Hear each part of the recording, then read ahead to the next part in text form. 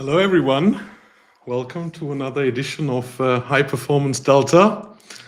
I'm very happy to have with us today some colleagues from StreamNative. StreamNative was founded by some of the original sort of authors and contributors of Pulsar. So very streaming related, the name also suggests that. And we'll talk a little bit today about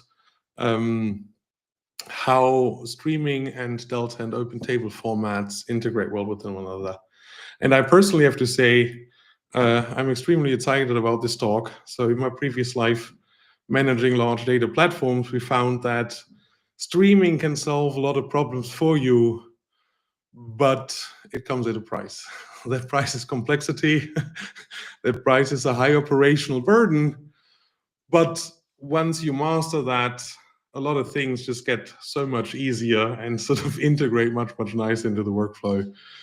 And I think StreamNative kind of can lower that burden a bit for us, for the practitioners, to reap the benefits of streaming without all the toil and hassle and cost and then management you need to encounter with that. So with that, I'm happy to welcome Sijie, Kundan, Dustin, for an exciting session about StreamNative and how it can help us in our data management world and pains. Cool. Awesome. Thanks, Robert. Thanks for having us. We are really excited to be here today. Robert, thank you for hosting us there. I probably just kick this off. Today we kind of sharing, I think Rob mentioned StreamNative is the team that was founded by a team of creators of Pulsar. We have been kind of working in streaming and messaging spaces for a couple of years there. And we have evolved Pulsar over a newer engine called Ursa. And the way how we're looking into is how we design evolving the data streaming engine that is integrating with lakehouse open table formats, and as well as integrating with the data catalogs to bring the flexibility and lower down the cost of using streaming in a lakehouse context. I'm here together with my colleagues, Kundan and Dustin. And here's a kind of an outline of the agenda. I'll kick this off to outline one of the concepts that we kind of talking about in how to bring in the streaming capability into lakehouse, what we call streaming argument lakehouse, to creating a kind of unified data foundation for real-time AI, real-time Gen AI. And then we'll hand over to Dustin, and he's going to do a quick demo how does this entire concept of streaming topics into Delta table works.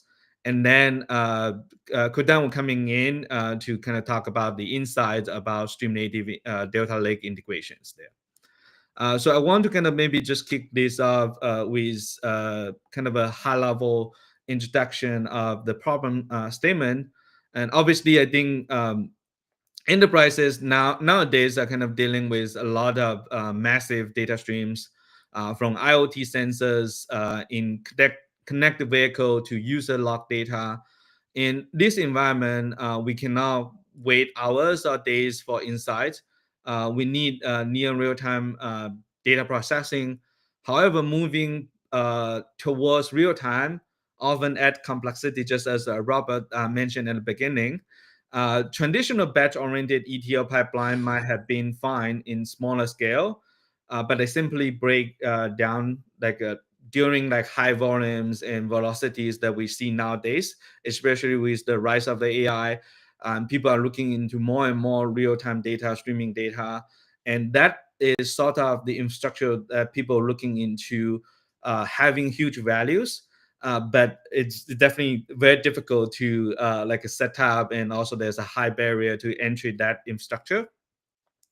So when we work with our customers across Fortune 500 companies, and if you're looking into operating at a scale of a Fortune 500 company, there are four areas are critical for enterprises. Regulatory requirements demand strong governance, especially for safety and privacy, and cost can sometimes be important if we are moving the same data back and forth between zones and platforms. As for scalability, single software updates, update events across millions of sensors, devices, vehicles can generate a massive spike in telemetry data. So when an enterprise is looking into picking a streaming platform, that those platforms must handle the volumes, the peak, and the load. And finally, like open standards, interoperability. I think everyone is talking about that, and in the lakehouse spaces there. And having these interoperability is important for enterprises because that will protect enterprise long-term investment and allow enterprises to pivot as new technology emerge. So if we're looking into like a simple statement is how people would marry the data streaming with lakehouse together. A lot of organizations simply bridge Kafka and lakehouse solution together, and they're using connectors like Kafka Connect, Pulsar IO connectors, and maybe some of the framework to reading from Kafka and writing to lakehouse. In smaller scale, that work out very well, but at scale, they usually create silos and introduce workflow complexity and became kind of major operational bottleneck between streaming and lakehouse system. So we have been kind of working in the streaming spaces for a couple of years. We have learned firsthand that these integration involve multi-stage pipelines and can quickly drive up both costs and as well as the latencies there. So we break down into these like entire pipeline into 5 key cost drivers. First, including at the beginning from your data producing towards Kafka, you'll be looking into costs coming out from interzone data transfer. You'll be looking into using expensive disk-based replications. And a lot of the original systems like Kafka is based on leader-based replication. So you have to over-provisioning your compute resources. And so a lot of these costs can quickly add up. And once you pass the Kafka and you want to get data from Kafka into your lakehouse, you need to provisioning additional connectors. So you introduce connector overheads. And you might use different connector to sending data to different destinations. And you create duplicate copies across different systems, across maybe Delta Lake, Databricks, Snowflake, or many other analytics engines.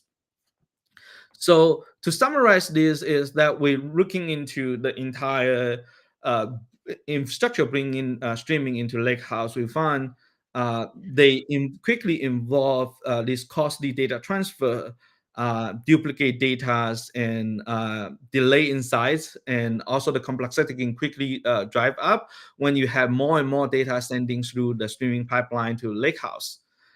So our solution has been, our focus has been kind of looking into the infrastructure, how we can simplify the enterprises like real-time data infrastructure, how we can get data in a streaming way into Lakehouse much quicker.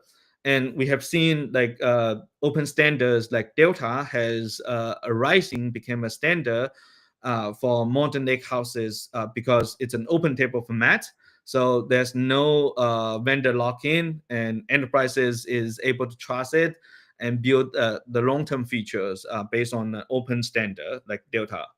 And Delta, especially, I think using some spatial design is using Delta Lock to stream a lot of the changes that is happening into Delta Lake. So it's already very nature design for streaming. So how to, it's already kind of designed to support large scale and continuous ingestion in streaming. So it's perfect to shoot for the requirements that we're looking for on sending streaming data into Lakehouse.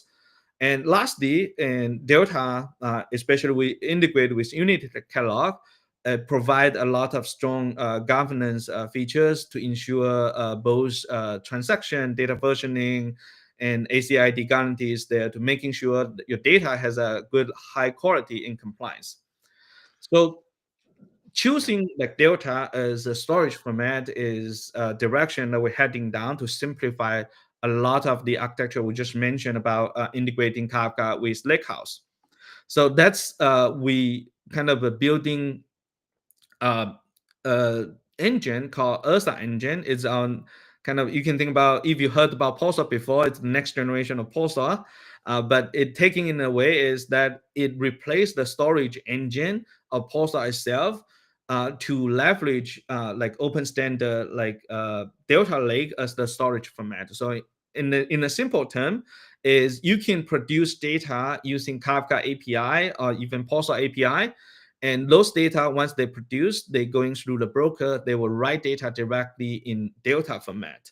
So that's kind of a simple term. But to highlight what Pulsar is actually, you can think about it as a Kafka API compatible lakehouse native data streaming engine that was evolved from Pulsar. And it animates the overhead of replicate data across different availability zones. It would just use object storage as its native storage and store data in Delta format. So in that way, your data once streamed in using Kafka protocol, it's immediately available as a Delta Lake table. So you can plug in any query engines to query the data, query the Kafka topic as iceberg, Delta tables there. So, and on top of the entire engine, we also have a native integration with catalog. So in that way, all the topics in the Ursa cluster can be discovered as a Delta table. So you can easily find what table is available that is coming from a streaming. So in that way, you are able to combine both your streaming data and your analytic data into one catalog and leverage that catalog to unify the entire governance policies there. So that's a very high level concept of Ursa. And essentially what we bring in is the reference architecture that we call streaming argument lakehouse. So lakehouse is still the foundation of the entire data platform. But we are bringing in additional components to augment the entire lakehouse with streaming capability. And in this way, you can see you can still have the entire layer that is natively in Delta Lake or the entire lakehouse platform. And then we'll bring in this additional what we call streaming layer. And that streaming there will providing the Kafka API compatibility. So producers can continue to produce using Kafka API, and once Ursa receive the data, it can commit the data into a Red Hat log and then compact directly into a Delta table. And so once you have the data available in Delta table, you can use all your existing tooling to integrate with real-time dashboard. You can do batch analytics. You can also do machine learning, all sorts of important and cool things you already did with Delta. We're just making sure the streaming data can get really quick into the lakehouse platform. And this approach is also enables you creating what we call universal data product. So in that way, you can just store one copy of data, but you are able to interpret the data either using a streaming way or using a batch or table semantic there. And this gives you the flexibility to using both the streaming capability and batch capability. So you can write data using Kafka protocol. You can consume data using Kafka consumers, but also you can query the data via Delta Lake tables. And so it sounds like magic, but it's actually real. I want to kind of hand over and pass on to Dustin. He's going to do a demo to quickly show how does this entire concept work out in reality. Dustin, it's your turn. Sure. Can we share my screen? There we go. So we're going to start with the streaming side of it, just so you can see that Ursa is a streaming platform, but then you get all of these amazing benefits of Ursa using the backend storage. And then we can see all of the data immediately inside of Databricks. So here I have IntelliJ. I'm going to go ahead and start producing and consuming some messages just as though it was a normal Kafka application. So I'm going to be using Kafka topic 7. That's important because I want you to see how quickly we can get the data into Databricks to use in your applications. So I'm going to start up a producer here. The producer, let me just get it started, is going to produce 1 message a second. And I'm going to increment just so you can kind of keep track of how long things are taking and the timestamps. So you can see it really is all about getting that data into your lakehouse quickly. So here I'm just incrementing 1, 2, 3, 4 over time. And it's not that we're just sending data to the lakehouse. This still is a streaming platform. So if I start up a consumer, I can still use all of my regular Kafka semantics of producers and consumers. So over here on the right side, the consumer, it takes a little bit of time to start up, but eventually we'll be able to consume these messages as well. So now we have a regular Kafka application running. One thing that is important here, I also have a schema. So I have a few fields. One is name and one is cost, I believe. That's important because when you view that data inside of Databricks, you're going to want to be able to use the data in its structured form. So you can do things like filters and sorting on the data that's coming through your streaming system. So next, let me hop on over to our StreamNative Ursa UI so that you can see that the topic exists just like normal. So here I am inside of StreamNative UI. This is the cluster, the Ursa cluster that I've deployed and I'm currently writing and reading from for that producer and consumer. So if I go into my tenants, I'm publishing into my public tenant and my default namespace, but you can see that that topic exists, topic 7, and it has some storage size. That's the data. But the really cool thing is that we've configured this cluster. So if I go here and configuration, and I scroll down here, here's the lakehouse storage configuration that I've configured for this cluster. I've configured this one to use GCP, but we obviously support AWS and Azure as well. So I'm writing data directly into a bucket. That's when Sijie says that we are using the object storage as the backend for the cluster. We originally write the data very, very quickly into what's called the Ursa format because we need to be able to acknowledge those messages because of the way the Kafka protocol works. But then we quickly convert that into another format.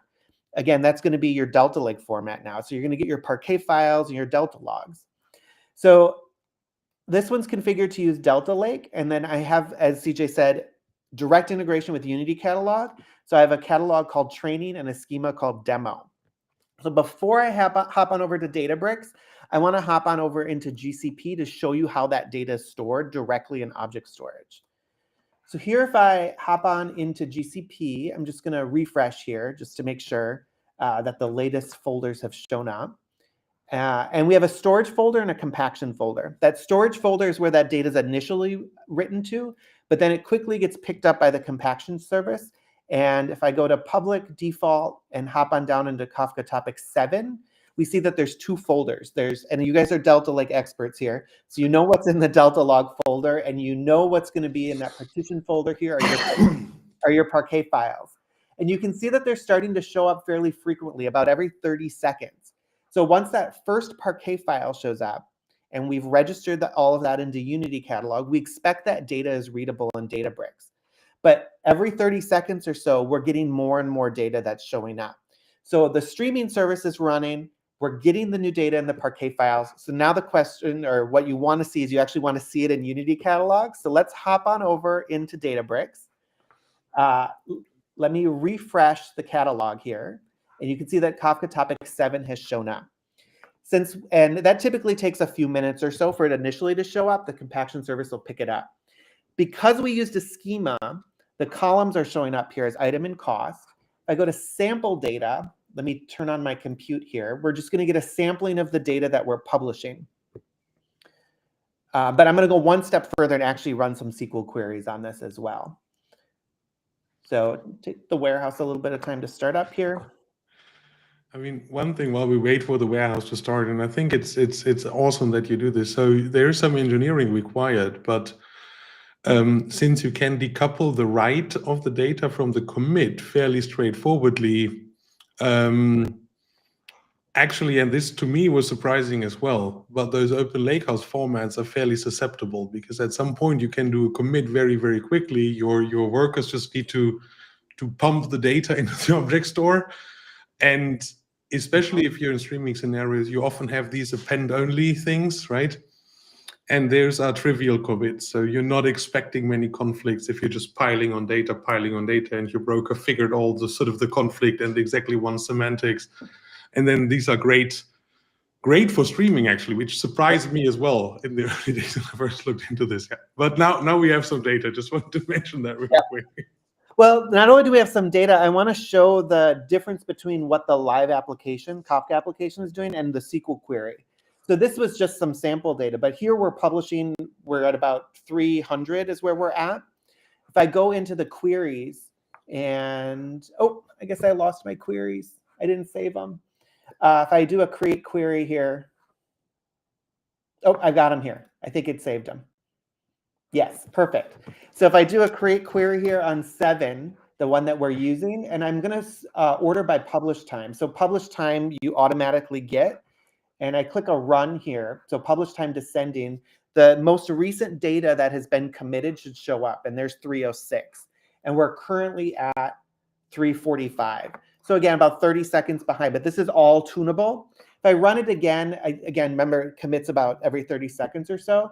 We should see another one show up in a second. I'm not going to wait for the next one to show up. You saw the Parquet file showing up. But you can see now that you can run SQL queries that are a very different semantic than you would be able to use in a streaming service where you have to read messages in order and use an offset. Here you could do filters, sorting. And then another thing you wouldn't be able to do easily in a streaming system is do a count. You'd actually have to read through the whole stream. Here it's going to just read the table out of the Parquet files and read the count. I have the wrong topic here, so that number is invalid. Let me go to topic 7, and we'll see what the current count is. Now we're up to 366. So if I go back into the other one and we sort, now we're up to 366. So you can see that it's updating in real time. And the application is still running as a normal Kafka application, but because we're using the Delta Lake in object storage as the backend and converting things into those Parquet files, we get all of this added benefit. And that's why we think this is super exciting to kind of bridge that gap between streaming and being able to use this data with all these other semantics and in AI applications and Databricks. So that's all I've got. I'm going to hand it back over to, I think it's going to Kundan next. That's right. Yeah. Yep. Perfect. Great, Dustin. Thank you so much. All right. So I think, well, I think it jumped my slides. Let me just go back. Give me 1 second. Oops. All righty. We're back in action. All right. So thank you, Dustin. And hopefully that gave you some idea about the flow of the integration. I'm going to cover some more details about how we integrate with Delta Lake. This also touches upon Unity Catalog a bit. So like what Dustin covered was basically an out-of-the-box experience within StreamNative Cloud, offered as a fully managed service where you can just log into StreamNative Cloud and very quickly create a cluster, configure your, configure how you want to stream your data, topics data, in what sort of format. And you obviously choose Delta Lake. And then essentially that is where you also have the option of choosing your catalog from Databricks, from primarily Unity Catalog, and stream that data into that. So I think I'm going to cover some more details into this integration now. Give me 1 second. So yeah, so let me break down how this flow works a little bit, right? I think, essentially as on the left side, we have topics within StreamNative Cloud, right? And the very first thing which really happens is, like as Robert nicely pointed out, that, we separate out the step of writing data with actually the commitment. So the very first thing which happens is we quickly capture the data which is coming into the topics, and then store that actually within our own format, internal format called the StreamNative Ursa format. And then basically the next step would be sort of the performing a compaction operation to convert that data into a basically Delta Lake table, right? And this is exactly when we are invoking a Delta Lake SDK, Delta Kernel SDK, and performing create table operation, which is essentially creating that _Delta like log folder, which has transactions and things like that. So right when we do that, we also want to make sure that since we're integrating with the catalog, we invoke the Unity catalog SDK to invoke the right API to create sort of a table. And then that will basically point to the newly created table in the previous step, right? And then we perform the commit operation. This is again happening at the Delta kernel SDK command level, which is saying that, okay, I would like to commit these, I'd like to provide information about where the data is, and this all goes into the transactional log, right? Now, the final step is obviously once the data is committed, it's available for the external, the users within the Unity catalog users to kind of be able to discover that quickly. So while I'm kind of breaking this down this way, essentially this happens obviously in a matter of like seconds or sub-second. And as you stream your data, once you set up your integration, you stream your data, and that is obviously stored in object storage and then made available quickly for discoverability within the Unity catalog for all the users who want to query that. And that's exactly what Dustin showed us. So I want to cover a little bit more about how we do the mapping, because within StreamNative Cloud, we basically support multi-tenancy, and then we have our own kind of hierarchy of how we store metadata and data. So the topics basically are stored within tenants, namespaces, and then one layer below. So each topic data is like converted. This is how it would look like essentially as it gets converted from a topic within StreamNative Cloud to a Delta table. We basically will have a corresponding folder for each topic within the object storage. And this is the naming convention it would follow as we create these tables, right? And under each of those folders, which maps to a topic, you can expect to find the Delta log folder and the partition folder. I'm not showing the partition folder here, but essentially that'll have the data basically. And then let me talk a little bit about the different types of modes we support. And I think there's a lot of work happening in this area to keep an eye on how the use cases are evolving between our customers. As you choose to stream your data, topics data, like from StreamNative Cloud to Delta tables, you have two choices. The first one is really where, we call it the Ursa managed table or the stream backed by table. This is where, in this scenario, all the data which is streamed as Delta tables is managed. All the tables are managed by StreamNative. The second option is where we just write to the table. I'll share some more details on what we support in the second scenario. But the second scenario is where we stream to the table, deliver the streams to the table, and it is fully managed by a vendor, who is self-managing or managing, let's say, Unity catalog and Delta tables, right? So these are the two modes we support. So let me cover some more details about them, right?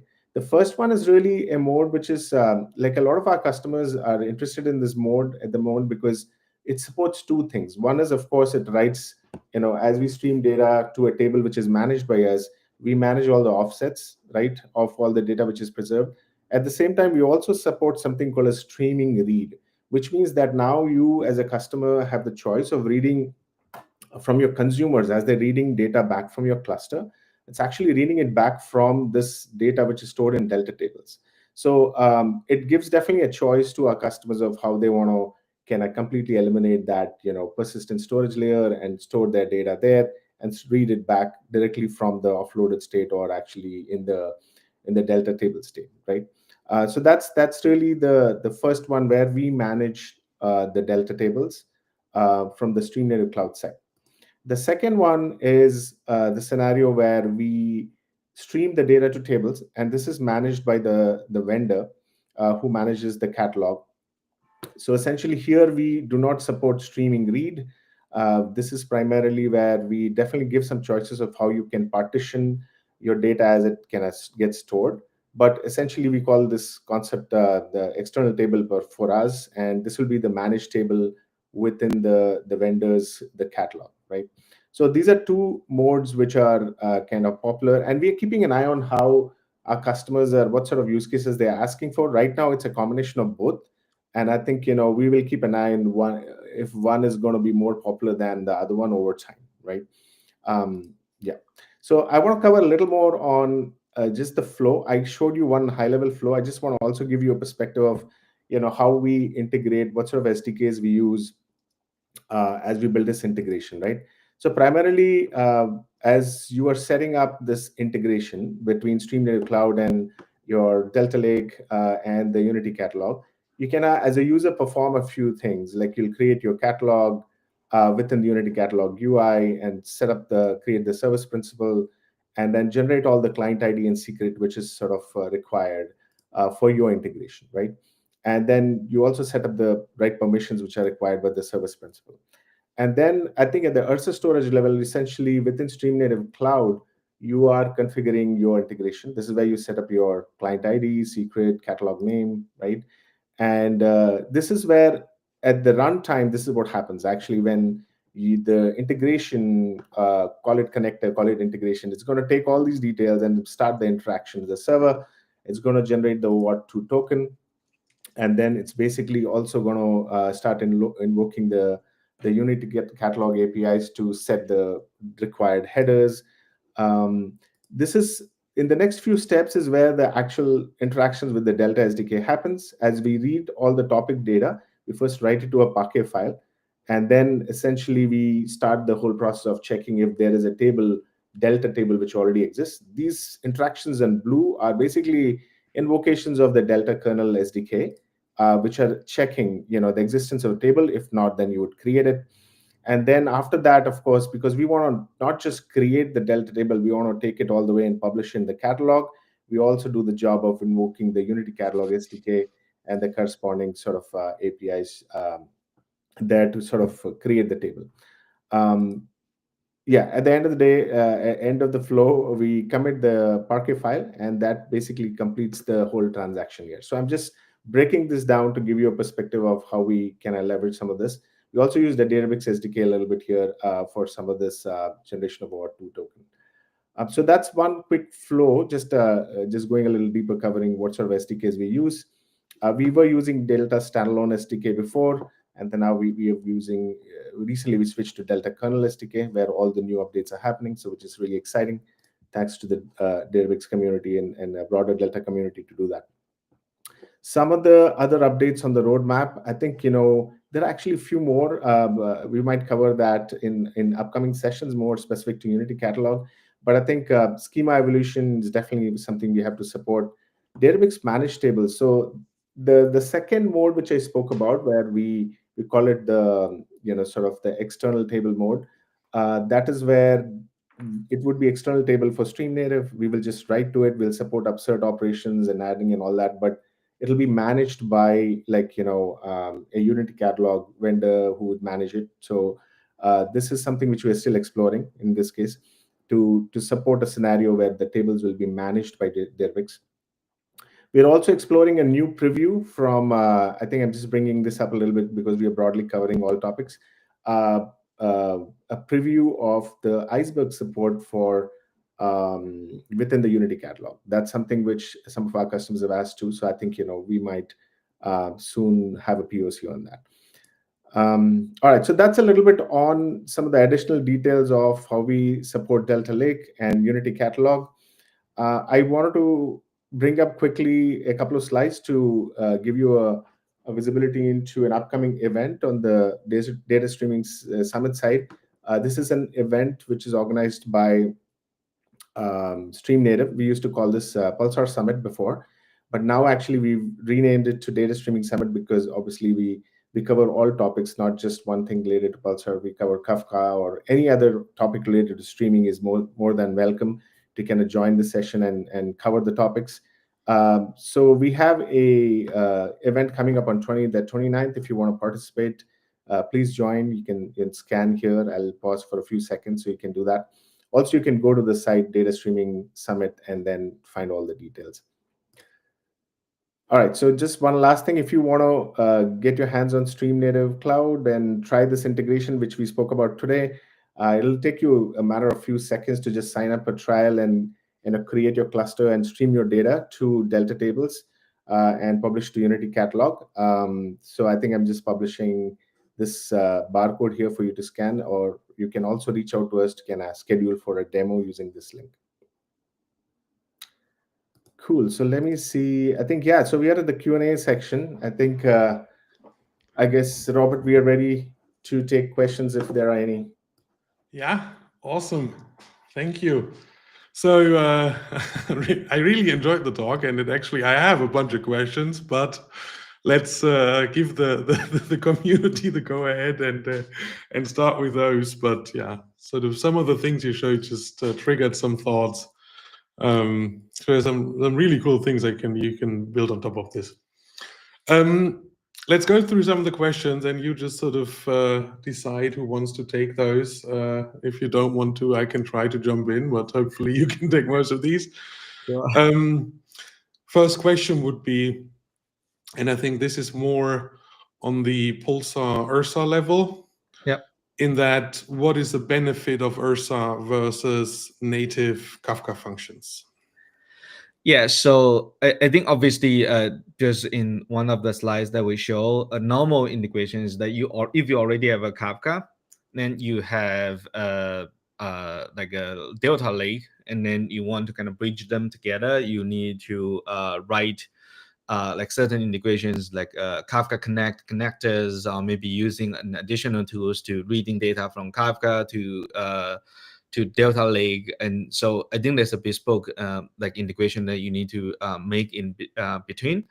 At a high level of what Ursa bring into the table is that it's a native integration. So it's kind of Kafka protocol being kind of, you can think in about in a way is that you already have Delta Lake, and that Delta Lake is now able to speak Kafka protocol. So then instead of using Delta Lake protocol to write the table, you can just produce the data into that Delta Lake table, and then it's available there. That's a very high level concept, but in going into needs is there's a lot of cost, operational and maintenance benefits there is coming out of this Ursa concept. Is you don't need to use expensive disk for your Kafka setup, and you can just store data directly into object storage and in available in Delta Lake format. So in that way, there's no expensive inter-AJ costs. We compare Ursa with some of the setup using open source Kafka. We are able to get a total cost reduced by 90%, 90 to 95%. So there's a huge cost benefits there. And last thing is obviously I think there's less components that you need to maintain now. So it's more like native integrate with each other. So complexity reduce, operational became simplified, and obviously much cheaper. Yeah, let me see if I got this right. So on one hand, less components overall. So previously in a Kafka architecture, you would have an additional consumer that is your connector that would then write out the data to a Delta table. Whereas here, instead of having dedicated persistence, you can sort of have your persistence live immediately on Delta. Yep. And that is being shared by the query engine. So not only do you not need a connector, but you also have an on-disk format that's susceptible to all kinds of workloads sort of immediately natively. Exactly. Yeah. Makes sense to me, at least. Yeah. That's summary. Yeah. There was another question. Will it have Unity support? I think that question did get answered during our talk. Yes. It's supported today. If you sign up for a trial with StreamNative Cloud, you can try it out. I think we do support it on AWS and Google Cloud. We are, I think, exploring support for Azure, but you can definitely try the Unity catalog integration today.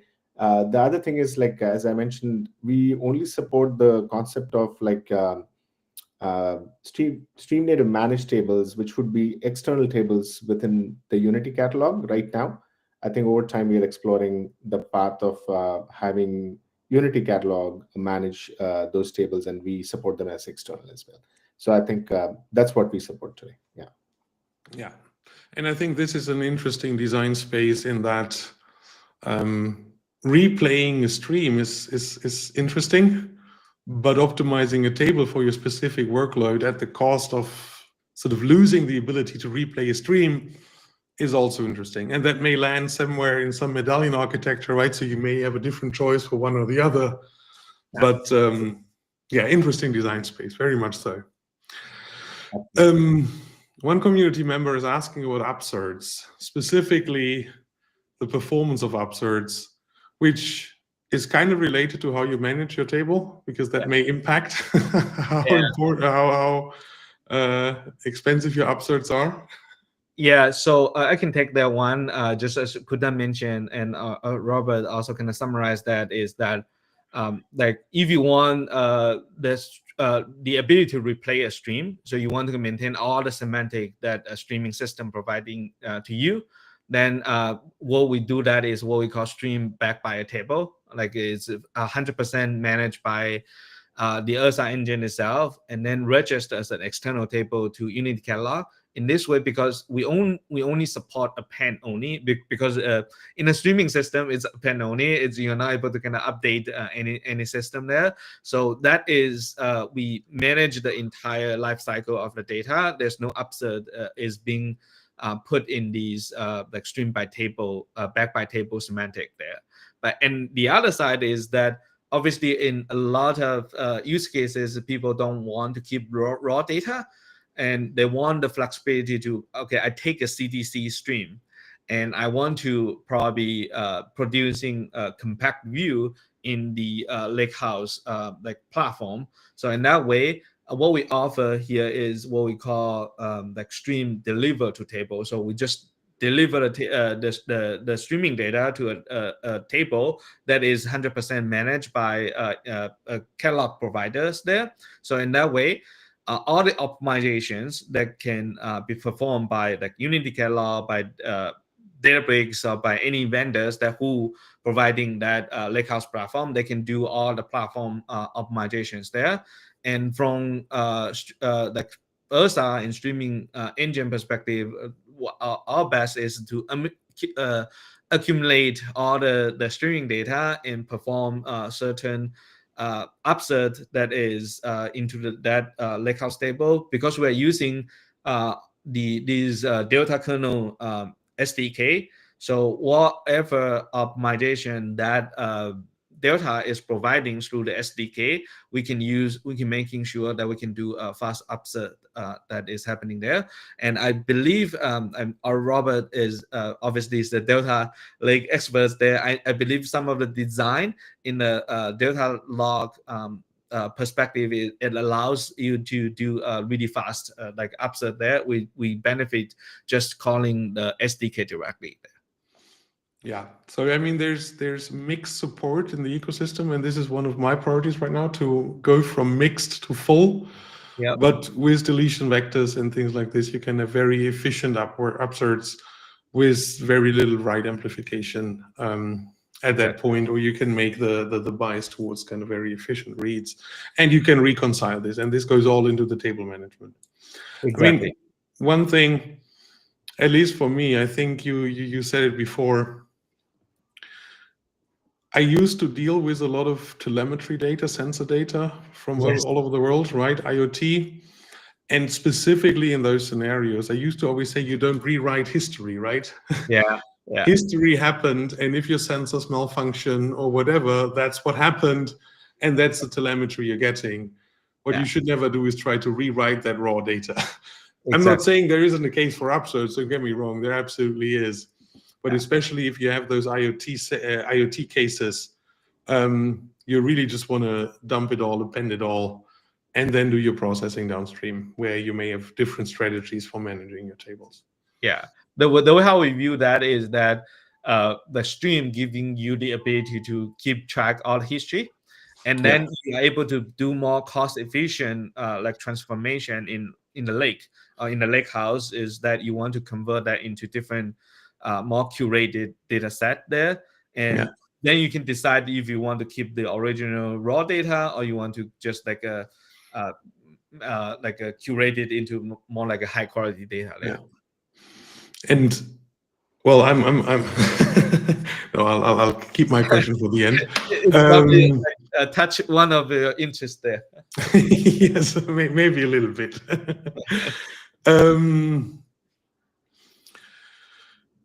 I'm trying to grok the question really quick. So here's a question. Is a table seen as managed table by Databricks? I'm wondering how you manage optimizations on this. My assumption is that a table was created on Databricks point to a bucket in GCN. Is that correct? So maybe summarizing really quick, I think you touched on both of those things, right? The Ursa managed and External. deliver to and Yeah. stream backed. Yes. Back- Stream deliver to table is actually 100% owned by Databricks there. Yeah. And Databricks can do all the optimization, table maintenance there. And we basically just pointing into, you don't even need to give out a bucket. You just need to give us a Unity catalog. And I Yeah. think Unity catalog is the future, is that all interaction should happen in a catalog level. We just talk to a catalog give us a location for us to write, and we write it there, and the catalog provider will just do the optimization there. Yeah. And one question is kind of specifying a little bit of this. Are you already using the credential vending mechanics then to write to the location?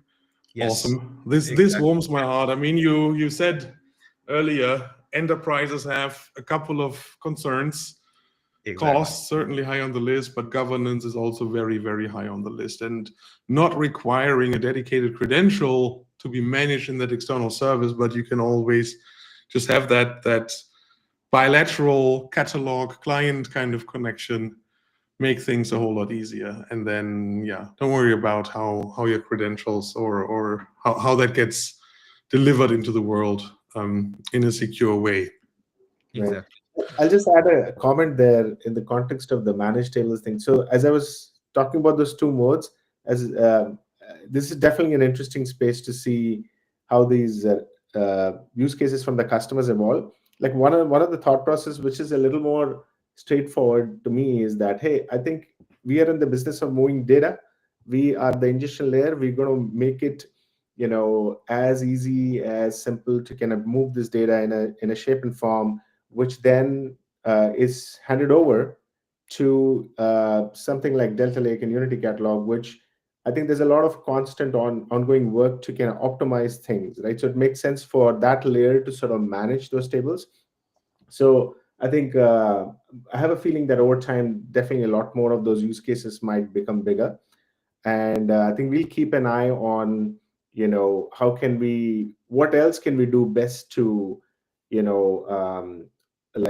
support that use case where the tables are managed by Unity Catalog, and we bring that quickly in a shape and form, which is then, ready for being optimized. I think if we have time, Robert, anything you can share on that, and at the end about, hey, there's a lot of work going on the Delta side or on Unity Catalog side to kind of optimize those tables, and perhaps like vendors like ingestion layer like StreamNative could keep an eye on that. That's something which obviously we can chat more about. But this is definitely an interesting space to see how customers will start evolving in this area. Yeah. I mean, there is a bunch of stuff coming up and in the works, and I'll just ask my question now. And there's a couple of more community questions, but I think we can still get through them because you kind of brought it up, right? So, how excited are you about variant support in Delta? Because, and not only Delta, but also Iceberg, right? So I think this is one of the great efforts where everybody just agrees, yes, this is something we want, and agrees across vendors, across technologies, just everybody, yes, we want variants. I feel variant support, especially, I mean, it's a double-edged sword, right? Double-edged sword in the sense of you don't need to commit to a schema just yet, but sometimes you're just kicking the can down the road because at some point someone needs to commit to a schema, even on read. But it feels to me like a perfect match for some of those streaming workloads, which often contain kind of a just message field, right? Yeah, I think definitely we're very excited about that, because I think one of the challenges that we have been kind of working through there is that we see two sides of the words here. Is like streaming, sometimes like people are looking into this more like raw data, unstructured data. And sometimes if you want to map that unstructured data into a table, it's very difficult. But obviously with variants, it's going to kind of solve partial of their problems there. But in the other side is that, just like you said, it's just kicking the can down the road. There is at some point you still need to take that like unstructured data. You probably want to kind of clean it up and put it into structure. So it depending whether you put the structure way ahead of your producer, or you put the structure after you dump the data into your lake, and then you do transformation to convert the data, convert the unstructured data into more structured data in the lake. We see both sides of the benefits to a certain extent. Is if you're moving all the like structure towards more like leveraging Kafka schema registry to enforce some of the schema, then we are able to kind of like ensure you're producing more like structured like high quality data at the beginning. But not every use cases is able to kind of do that. So having variants is very important to that streaming system to get the data into the lake first, and then we can perform this cost efficient job in the lakehouse to transfer into more like structured data there. So I think it's a nice bridge between like workloads there. If without that, I think we have been kind of in trouble. Is that we ask customers that you have to produce structured data to follow like either Avro, Protobuf, JSON, to making sure that your data is structured. Otherwise, we are not able to write to like a Delta Lake just because it requires schema. But having these variants would simplify some of the operations that we can do there. So I think we just as you nicely said, is a double-sided sword there. Yeah. And you actually touched on another question that's come up. You mentioned Kafka schema registry, and then just went through, okay, JSON, Avro, Protobuf. Specifically, the question is around how does it integrate with Protobuf? Given what you just said, I presume, yes, just like with the other formats. Yeah, I think there's some debate in the like the schema side. Is that I think people view Protobuf as more like the future. It's just because there's some limitation that is coming out from JSON and Avro there. So we do see enterprises are kind of adopting Protobuf more and more there. So that has been kind of one thing that is really coming out like first day when we do the integration with Delta Lake. We want to making sure all the schema that is supported by Kafka that is able to that we able to do the conversion to the Delta Lake table or iceberg table there. Awesome. Yeah, let me see. How do you handle scalability? I mean, I think that's one thing I love to. I mean, we are coming from the streaming worlds before. Is a lot of our design has been how to scale a stateful system using disk. But now, like, we're pushing all the complexity into object storage because you already have a like 10x cheaper storage option in the public cloud side, and Delta Lake has doing a pretty good job in managing the storage format there, and it makes things much simpler. In our side, is that every broker just became what we call like stateless. So there's no state being stored in broker side. So in that way, scaling up became much easier. And one important things I want to bring up, there's a concept that Ursa bring into the entire infrastructure is that we call leaderless architecture. So meaning there's no single leader anymore. You would see in the traditional Kafka system. So there's no single leader, meaning you are able to let any brokers take the incoming traffic. So it's easier to scaling up, scaling down, just like you scaling a web server. So there's no additional state that you need to take care. So that's kind of, it actually makes things much simpler and faster. Excellent. I mean, this is, at least from my past experience, the dream. Once you're stateless, numbering up in Kubernetes or wherever you're running your services is fairly straightforward if you don't need to maintain state within the buckets, right? So then you can, there is still some routing to do, but yeah, I always said when we're stateless, that's the most awesome thing. Another question that you implicitly touched on, I presume already, is there plans to support Graviton or Polaris? For those listening, Graviton and Polaris being IRC, so Iceberg REST catalogs. And I guess when you work on Iceberg support, you'll have to integrate with IRC in some way, shape, or form. Yeah, I guess. we love standard, so we love Delta Lake because it's standard. Yeah. We love Iceberg is standard. IRC is also a standard, so we integrate with REST catalog. I think majority of our implementation is REST catalog implementation. So as long as the catalog provider is providing Iceberg REST catalog API, we are able to kind of integrate with it quickly. And more specific, I think Polaris is something we already integrate. The other one I'm not 100% sure, but as long as it's Iceberg REST catalog implementation, we should be able to kind of plug in very quickly there. Yeah.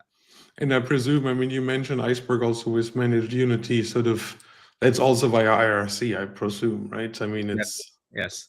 Same. That's the good thing about standards. Once you standardize on something, clients don't have to care who implemented it, as long as they implemented it correctly. Exactly. We have one question. So can we expect these Delta tables to support liquid clustering and other sorts of optimizations? Yep. I guess. So, yeah. It's, if it's a stream delivered table, then it's 100% owned by the catalog provider, and all these like optimization, table maintenance can be done through that table. Yeah. So it's again the question: do you want to be able to replay your stream? Do you focus on landing your raw data, or do you want to optimize for query workloads? And in many architectures, I presume bronze would be stream backed by table. Exactly. Silver gold would probably lean more towards stream delivered to table. Exactly. Yes. Yeah. Excellent. All right. So another thing I see, monitoring. So we saw a dashboard already. So there seems to be monitoring built in.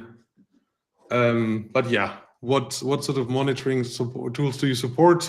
Is it support for external tools as well? Yeah. So we can standardize in a lot of open telemetry spec. So if you are so all our metrics has been kind of exposed through Prometheus standard. So in that way, if any observability tools that you're using, you're able to kind of integrate with that. That is more like going into more the streaming world. But if you are like we are delivering the table to a catalog provider usually also have a good monitoring tools for those external table as well. So in that way, I think it's a combination, whether you're looking into streaming, monitoring over the streaming workload, or monitoring over the table world there. Just really quick for me to understand, because I love that you're integrating with OpenTelemetry, again, standards. Yes. But here, are you sort of dogfooding or bootstrapping yourself in a sense that a good target to land your OpenTelemetry data is some sort of stream? So you could do your own collector and land it in Delta again for further analysis. that would cause certain like circle dependency. Yes. Usually, we probably would use a separate clusters to. Yeah. Probably shouldn't be monitoring the system with the system being monitored. Yeah. Excellent. I think we're about at time. I think we also got through all the questions. Yep. So thanks so much for being here. Thanks for presenting this awesome product. Thank you for Yeah, hosting. I thoroughly enjoyed it. I learned a lot. I'm excited to build stuff now. Yeah, awesome to